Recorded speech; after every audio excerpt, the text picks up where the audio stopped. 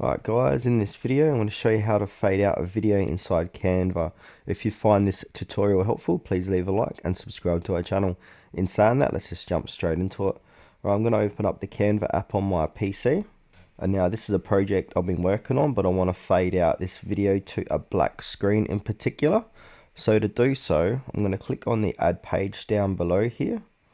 And now this is going to create a blank template, or blank page rather. And now I want to change this color to black. You can change it to any color. So I want this video to fade out to this black screen here. So if I go ahead and press play, we need to add a transition into here so it's not as dramatic. So to do so, in between the two pages here, I'm going to click in the middle and then I'm going to click on add transition.